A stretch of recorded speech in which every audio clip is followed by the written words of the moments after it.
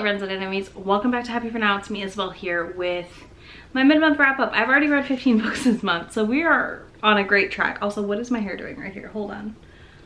There, maybe. All right, whatever, we're gonna ignore it. Anyways, we have already read 15 books this month. I'm very excited about this mid-month wrap-up. But before we dive in, I wanna talk very briefly about what's going to be happening in the next week or so on my channel. So I will have a couple of regular uploads, but in the interim, like in between days, instead of a weekly vlog, we're getting a vlog for Summerween and Love in the Night that is not quite daily.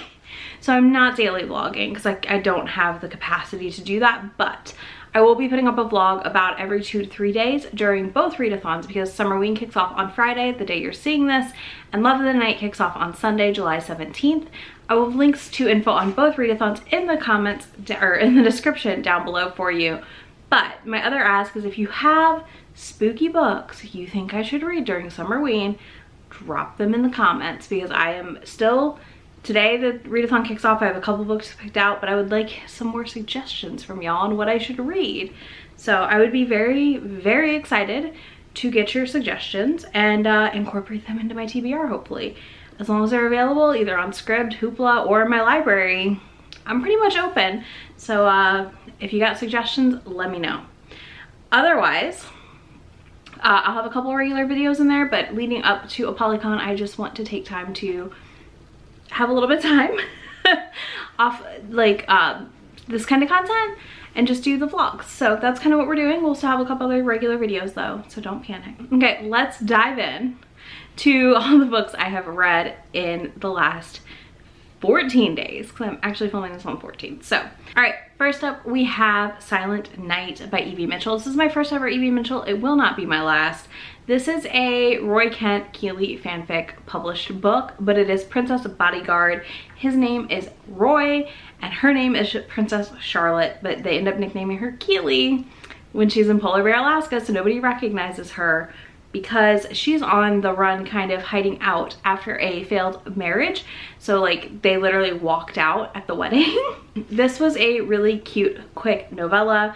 It is set around Christmas time. I would consider it a sexy Christmas, a take on sexy Christmas. And I loved it. It was just really fun to read. So highly recommend if you like Princess Bodyguard books and or are a big Ted Lasso fan. Then I read Totally Basted by Zoe Indiana. This was a buddy read with Precious over on Instagram. She reached out to me and asked if I wanted to buddy read it with her and I said sure. I'm giving it 3.5 stars. This one follows a turkey shifter and it continues the storyline of the shifter dating series we have going here, and I like these books. They're really fun.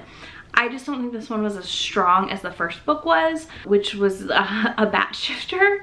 So this time we have a turkey shifter and like a whole bunch of stuff goes down, and it kind of moved, the plot for me moved too quickly for how short the book was because I feel like we missed vital information pieces because of how the plot was moved. So because of that, I feel like just some info was missed, you know? Like it just was lacking something. But if you're looking for a silly, fun shifter series and book, I definitely think the Totally series by Zoe Indiana is worth it. It's like the speed dating shifters or something.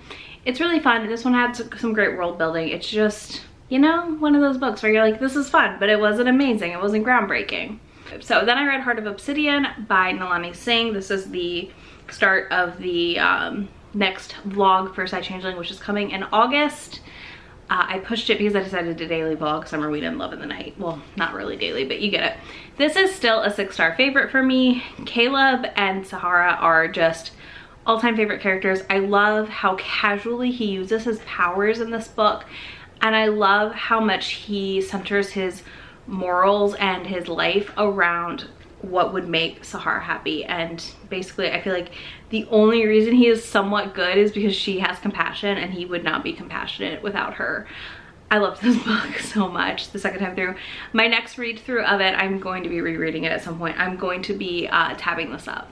But this is the UK edition and I cannot wait to tab it up because I freaking love this book so much, y'all. I can barely express the words of how much I love this book, and I do think it had slightly more impact having read the previous books, but I still vote that you can read this without any context, to be honest, because some of the other books do not stand as tall as this one does, and my babies, I love them.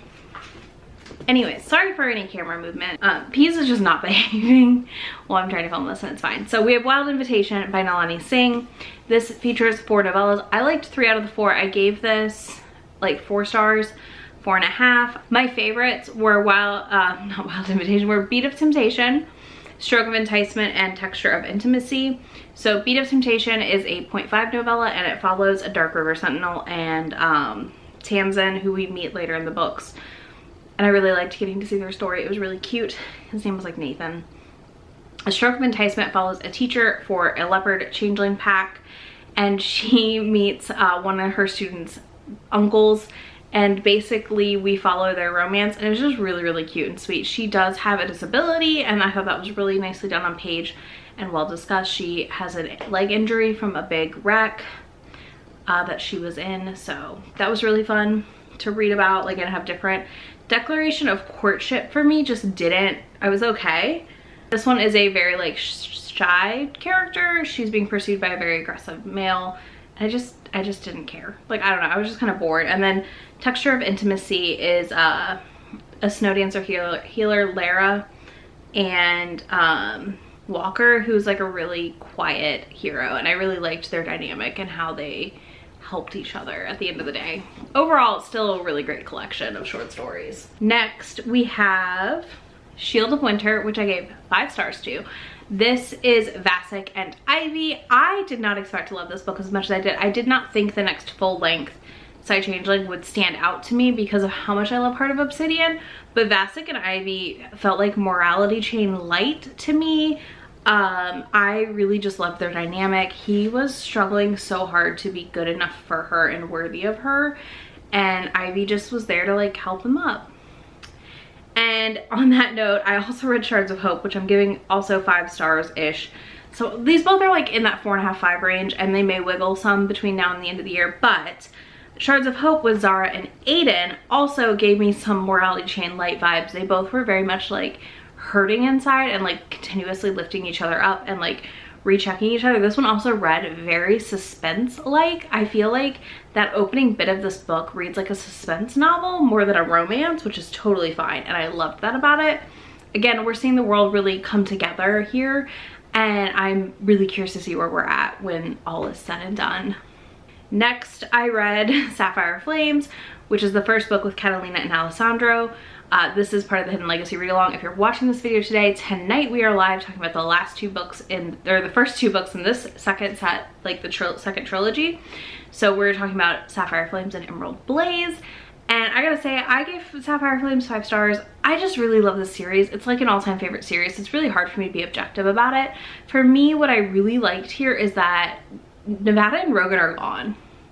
They're like barely on page, and I appreciate that we entered the new book series for her sister with her fully in charge of their house and their family as the prime, and we're watching her come into her own and figure this out, and I super deeply appreciate how that worked. Like, just overall, I think it was a really beneficial thing, and I just loved reading it. I loved the development we got of all the characters, and I'm just really excited for hopefully another trilogy, or at least books on the other family members in house. Oh my god, what was their house name? Why did my brain just left it? Whatever, in their house. So yeah, if you aren't reading this series yet and you love urban fantasies and paranormal, you need to pick it up, because Ruby Fever comes out in August and you could literally just be caught up in like a week. They're such quick reads. All right, now let's talk about the manga I've read. I have read a lot of manga this month already, so we're gonna run through them, and then I'll tell you what I'm currently reading. So first, I read Can You Just Die, My Darling, Volume 1. This was voted on when I did the Pick My TBR vlog and stuff that I did on Instagram. This I gave 3 stars. It is in Kindle Unlimited and Comixology Unlimited as well. For me, this just did not work. It was like a little too much fan service. It was just not my kind of mix for a manga. Personally, I will not be continuing the series. I have no plans to. I think that if you like more of the, like, I say this because this is how they work around, like boy manga, this may be for you, but I do like those mangas. This just didn't work for me. I think it had too much fan service. I thought the setup was kind of boring. I thought it would be a lot more interesting than it was. So our hero, he continues to envision people's death and murder, and then we end with like the girl he keeps envisioning dying's like kidnapping, and it was just kind of weird. Not for me. So I'm good. It may interest some of you. It's just super not for me. Then I read Nina the Starry Bride, volume 6. I continue to love this series. I don't have a lot to say. It's a 5-star for me. It is just like, I'm on auto subscribe. I try and read them as pretty relatively soon after they come out, but I sometimes forget about my digital manga. I'm not gonna deny that. And I just love where the story's going. I think it's just such a really fun fantasy manga. This features a girl who is pretending to be a princess because she looks just like her, and the princess is no longer with us. And then we have someone else in the story who is also not who they seem to be. And we're just following this like romance and intrigue and politics. And it's just absolutely delightful. Then I read Donuts Under a Crescent Moon, volume 3. I loved this. I gave this 5 stars, I think, or 4 stars, 5 stars. This is another favorite Yuri or Sapphic manga series for me. This follows 2 co-workers as they navigate feelings and emotions and what is love and are they in love. How do they actually feel about each other? This one had some confessions of another person who was interested in one of them.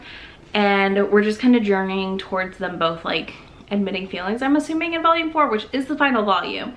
So this is a short series to pick up if you are curious about checking out some Yuri manga also. And another Yuri manga I read is, oh, that is upside down still. Catch These Hands, volume 1. I will be reading volume 2 this month. There is no way I'm leaving the month of July without reading volume 2 of this, because this was such a fun former high school rivals, 2 lovers. So they used to fight each other in high school. They both were like delinquents, and they run into each other because one of them is trying to turn their act around and the other one works at the department store they go to buy clothes. Well, we fast forward and they end up dating in this volume, and it's really freaking cute, first of all. Second of all, it is just a fun freaking time. And I never thought I would be like, yeah, I read this manga called Catch These Hands about 2 former high school rivals, but it is precious. And I love how they're like trying to figure out their lives together in a way. So I'm excited for volume 2 of this one. Then another digital manga I've been reading is Abe Coon's Got Me Now, or Abe Coon Has Me. What is it called?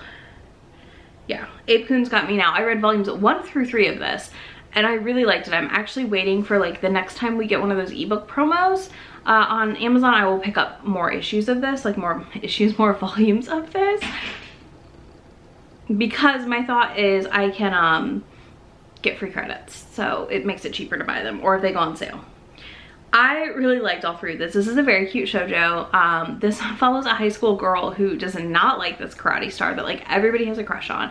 He decides he likes her though, and he starts pursuing her a little relentlessly. Very typical like shoujo manga-y, I feel like. And it's just really cute, their dynamic, and how much she's like, no, absolutely not, and he's like, okay, but I really like you, and then he like fends off the boys, and it's very fun watching them interact. And I'm really glad I'm reading it, because honestly, it's just so stinking cute. It gives me just like the same shoujo vibes I want when I read these kinds of manga. So I'm very curious to see where we go in the next few volumes. Then I read A Girl and Her Guard Dog volume 1, also digitally, which I picked up on sale at one point.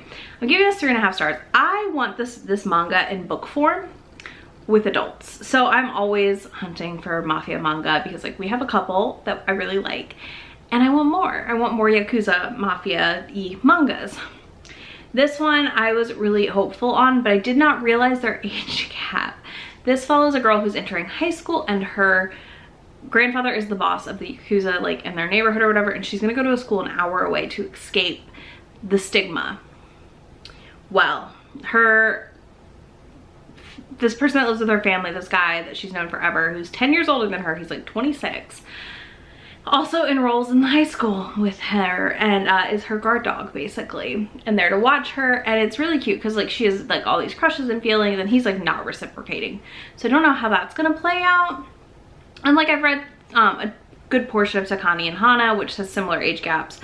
I just like, I feel like this one's like more romancy right away, which makes me uncomfortable.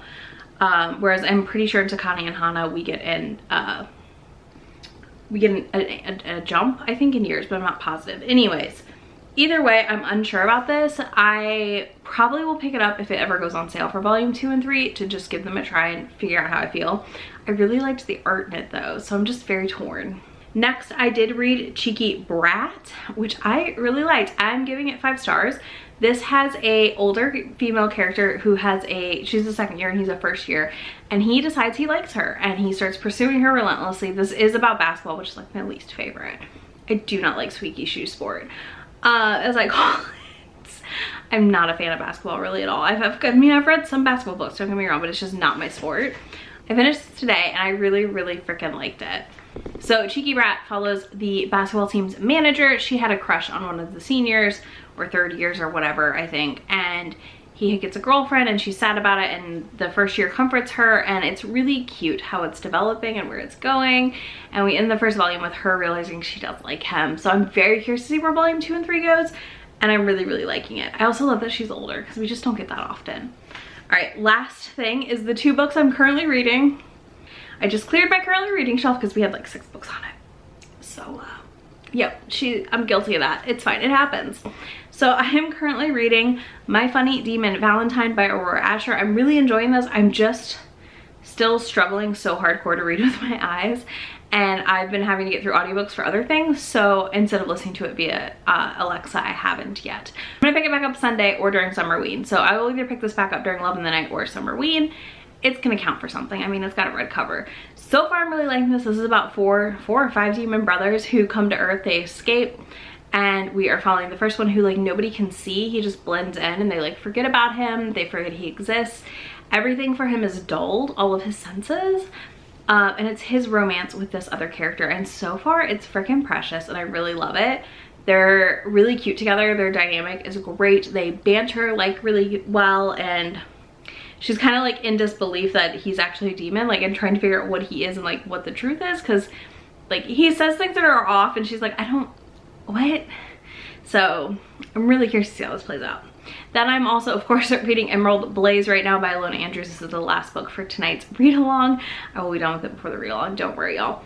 But I'm listening to that right now. So that's the other book I'm reading. I don't have a lot of thoughts yet. I will have more closer to. But yeah, that's it for my mid-month wrap up. Let me know how your reading's going this month so far. I feel like I'm having a great reading month. And if you don't want to do that, you can leave me a moon emoji in the comments, because y'all, we are getting ready for Summerween and Love in the Night, and I feel like it's the perfect mashup that I didn't know needed to happen, to be honest with you, but I'm very excited for it. So leave me one of those emojis. Feel free to suggest a book for Summerween for me, and I'll have links to everything in the description box for you, as well as links to be my friend anywhere on the internet, and I will talk to y'all in just a few days. Bye. Already packing, come with me. I'm not really asking. We'll get away to a place where we don't know. About to see the world in action, what we can be. Life with no distractions. We'll get away.